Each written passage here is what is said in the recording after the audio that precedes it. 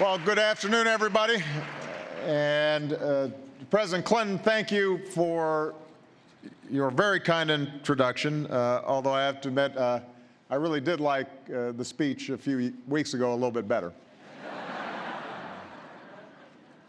Afterwards, somebody tweeted that somebody needs to make him Secretary of Explaining Things.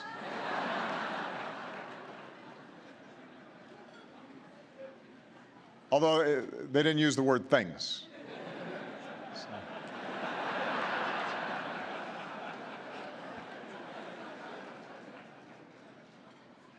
President Clinton, you are a tireless, passionate advocate on behalf of what's best in our country. You have helped to improve and save the lives of millions of people around the world. I am grateful for your friendship and your extraordinary leadership. And I think I speak for the entire country when we say that you continue to be a great treasure for all of us.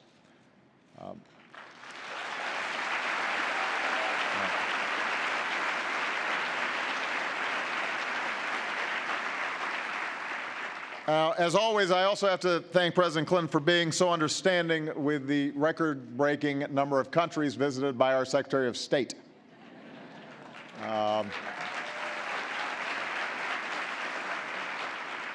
As we've seen again in recent days, Hillary Clinton is a leader of grace and grit, and I believe she will go down as one of the finest Secretaries of State in American history. So we are grateful to her.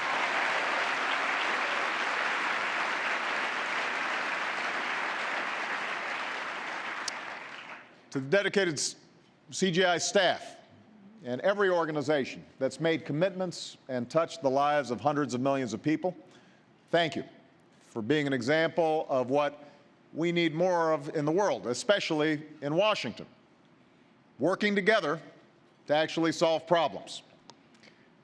And that's why I'm here. As Bill mentioned, I've come to CGI every year that I've been president, and I've talked with you about how we need to sustain the economic recovery, how we need to create more jobs. I've talked about the importance of development, from global health to our fight against HIV/AIDS to the growth that lifts nations to prosperity. We've talked about development and how it has to include women and girls, because by every benchmark, nations that educate their women and girls end up being more successful.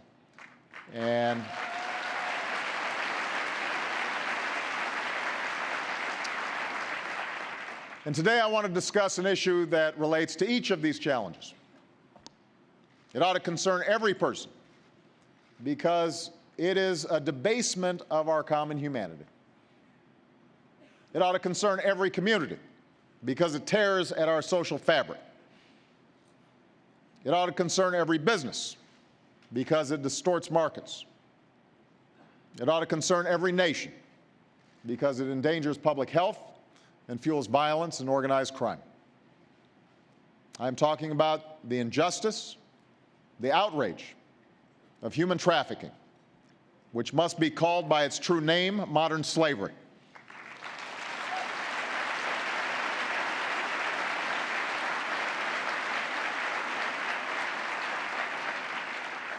Now, I do not use that word slavery lightly. It evokes, obviously, one of the most painful chapters in our nation's history. But around the world, there's no denying the awful reality. When a man desperate for work finds himself in a factory or on a fishing boat or in a field, working, toiling for little or no pay, and beaten if he tries to escape, that is slavery. When a woman is locked in a sweatshop or trapped in a home as a domestic servant, alone and abused, and incapable of leaving, that's slavery. When a little boy is kidnapped, turned into a child soldier, forced to kill or be killed, that's slavery. When a little girl is sold by her impoverished family, girls my daughter's age,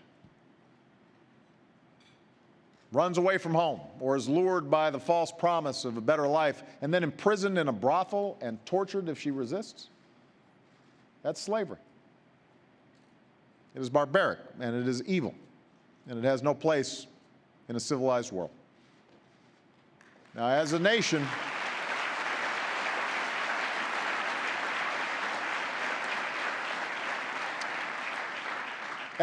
we've long rejected such cruelty.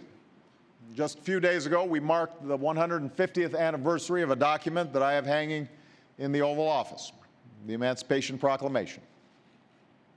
With the advance of Union forces, it brought a new day, that all persons held as slaves would thenceforth be forever free. We wrote that promise into our Constitution. We spent decades struggling to make it real. We joined with other nations in the Universal Declaration of Human Rights so that slavery and the slave trade shall be prohibited in all their forms. A global movement was sparked with the Trafficking Victims Protection Act, signed by President Clinton and carried on by President Bush. And here at CGI, you've made impressive commitments in this fight. We are especially honored to be joined today by advocates who dedicate their lives and at times risk their lives to liberate victims and help them recover. And this includes men and women of faith who, like the great abolitionists before them, are truly doing the Lord's work. Evangelicals, the Catholic Church, International Justice Mission, and World Relief. Even individual congregations like Passion City Church in Atlanta. And so many young people of faith who've decided that their conscience compels them to act in the face of injustice. And groups like these are answering the Bible's call to seek justice and rescue the oppressed. Some of them join us today, and we are grateful for your leadership. Now, as president, I've made it clear that the United States will continue to be a leader in this global movement. We've got a comprehensive strategy. We're shining a spotlight on the dark corners where it persists. Under Hillary's leadership, we're doing more than ever with our annual trafficking report, with new outreach and partnerships, to give countries incentives to meet their responsibilities and calling them out when they don't. I recently renewed sanctions on some of the worst abusers, including North Korea and Eritrea. We're partnering with groups that help women and children escape from the grip of their abusers. We're helping other countries step up their own efforts, and we're seeing results. More nations have passed, and more are enforcing modern anti-trafficking laws. Now, last week, I was proud to welcome to the Oval Office not only a great champion of democracy, but a fierce advocate against the use of forced labor and child soldiers, Aung San Suu Kyi. And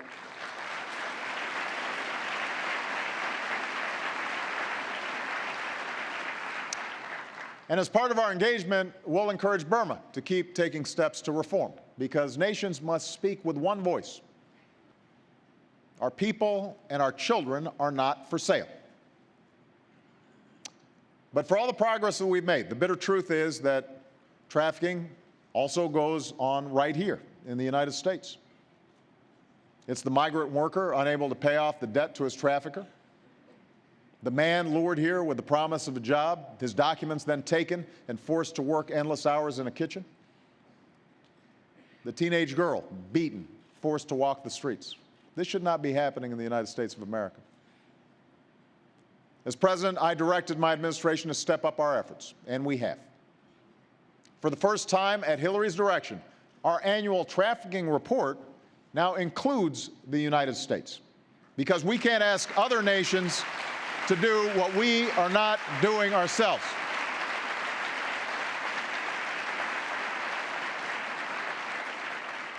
We've expanded our interagency task force to include more federal partners, including the FBI. The intelligence community is devoting more resources to identifying trafficking networks.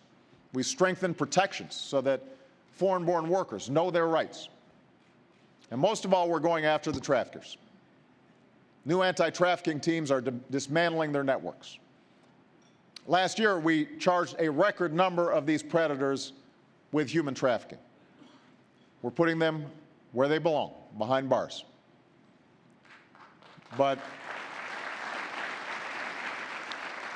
But with more than 20 million victims of human trafficking around the world, think about that, more than 20 million, we've got a lot more to do. And that's why earlier this year I directed my administration to increase our efforts. And today I can announce a series of additional steps that we're going to take. First, we're going to do more to spot it and stop it. We'll prepare a new assessment of human trafficking in the United States so we better understand the scope and scale of the problem.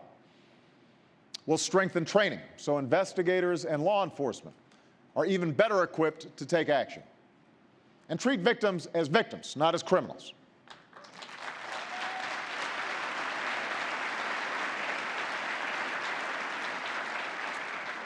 We're going to work with Amtrak and bus and truck inspectors so that they're on the lookout. We'll help teachers and educators spot the signs as well and better serve those who are vulnerable, especially our young people. Second, we're turning the tables on the traffickers. Just as they are now using technology and the internet to exploit their victims, we're going to harness technology to stop them. We're encouraging tech companies and advocates and law enforcement. And we're also challenging college students to develop tools that our young people can use to stay safe online and on their smartphones. Third, we'll do even more to help victims recover and rebuild their lives. We'll develop a new action plan to improve coordination across the federal government. We're increasing access to services to help survivors become self-sufficient. We're working to simplify visa procedures for T visas so that innocent victims from other countries can stay here as they help us prosecute their traffickers. In this coming year, my Office of Faith-Based and Neighborhood Partnerships will make the fight against human trafficking a focus of its work. And I'm also proud they're doing great work. And I'm also proud to announce a new partnership with Humanity United, which is a leader in anti-trafficking. A multi-million-dollar challenge to local communities to find new ways to care for trafficking victims. And I want to thank Johns Hopkins University, which will be focusing on how to best care for child victims.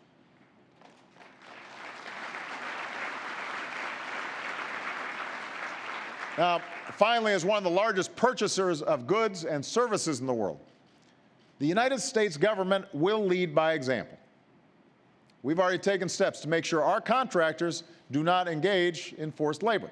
And today we're going to go further. I've signed a new executive order that raises the bar. It's specific about the prohibitions. It does more to protect workers. It ensures stronger compliance. In short, we're making clear that American tax dollars must never, ever be used to support the trafficking of human beings. We will have zero tolerance. We mean what we say. We will enforce it.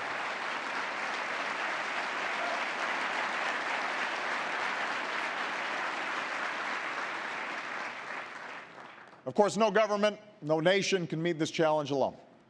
Everybody has a responsibility. Every nation can take action.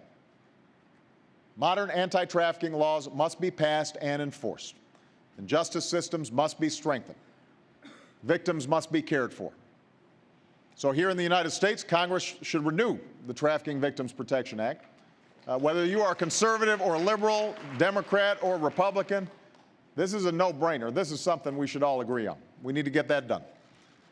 And more broadly, as nations, let's recommit to addressing the underlying forces that push so many into bondage in the first place. With development and economic growth that creates legitimate jobs, there's less likelihood of indentured servitude around the globe.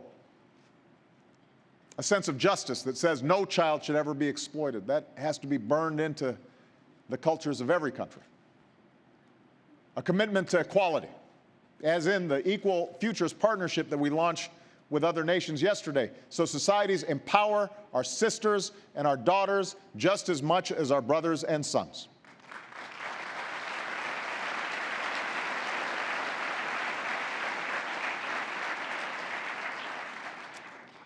And every business can take action. All the business leaders who are here in our global economy, companies have a responsibility to make sure that their supply chains, stretching into the far corners of the globe, are free of forced labor.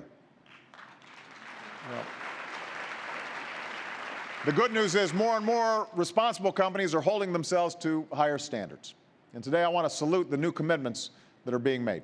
That includes the new Global Business Coalition Against Trafficking. Companies that are sending a message: human trafficking is not a business model, it is a crime, and we are going to stop it. We're proud of them.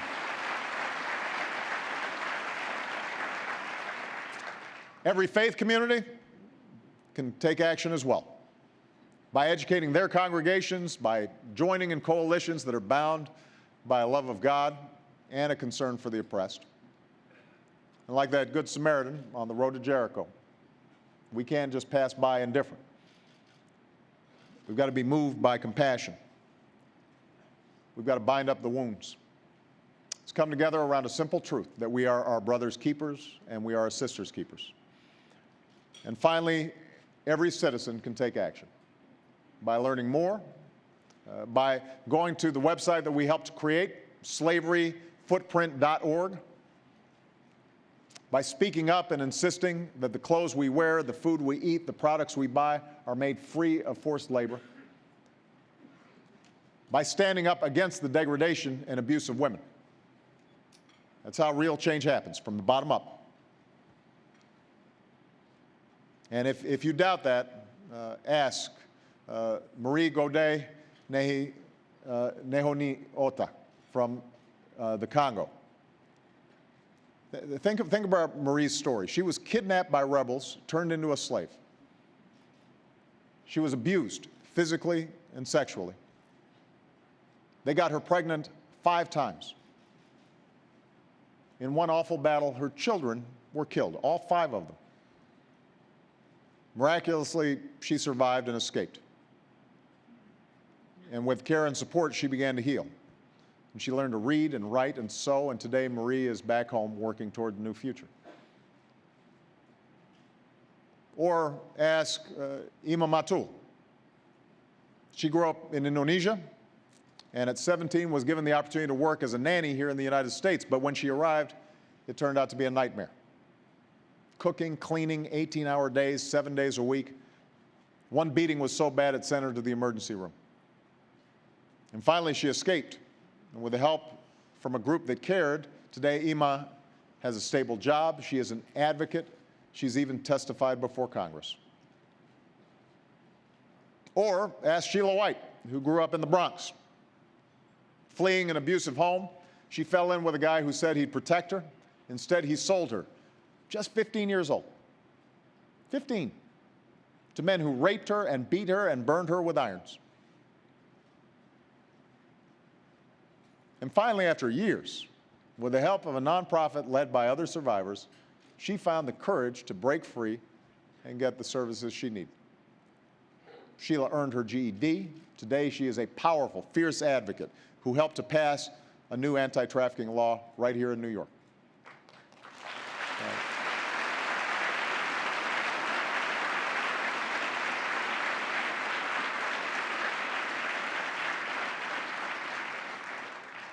These women endured unspeakable horror, but in their unbreakable will, in their courage, in their resilience, they remind us that this cycle can be broken. Victims can become not only survivors, they can become leaders and advocates and bring about change. And I just met Ima and Sheila and several of their fellow advocates, and I have to tell you, they are an incredible inspiration. They are here. They've chosen to tell their stories.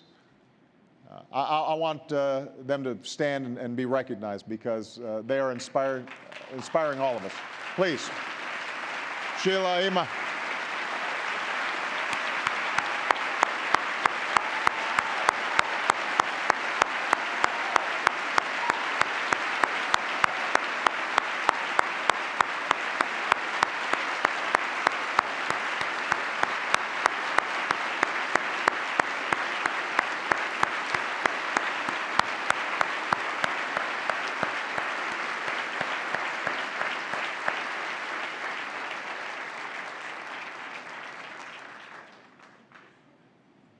To Ima and Sheila and each of you, in the darkest hours of your lives, you may have felt utterly alone. It seemed like nobody cared. And the important thing for us to understand is there are millions around the world who are feeling that same way at this very moment. Right now, there is a man on a boat casting the net with his bleeding hands, knowing he deserves a better life, a life of dignity, but doesn't know if anybody's paying attention.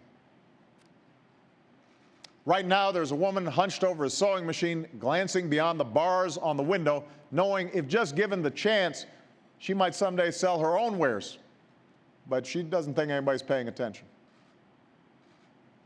Right now, there's a young boy in a brick factory covered in dust, hauling his heavy load under a blazing sun, thinking if he could just go to school, he might know a different future, but he doesn't think anybody's paying attention. Right now, there is a girl somewhere trapped in a brothel, crying herself to sleep again,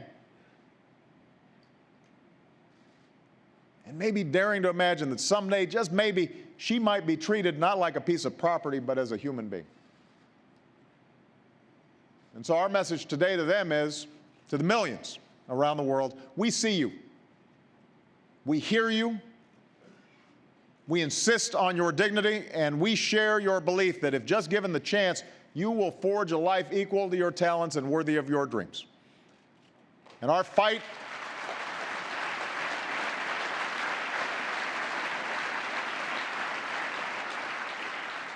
against human trafficking is one of the great human rights causes of our time, and the United States will continue to lead it in partnership with you. The change we seek will not come easy, but we can draw strength from the movements of the past. For we know that every life saved, in the words of that great proclamation, is an act of justice, worthy of the considerate judgment of mankind and the gracious favor of Almighty God. That's what we believe. That's what we're fighting for. And I'm so proud to be in partnership with CGI to make this happen. Thank you very much, everybody. God bless you. God bless America.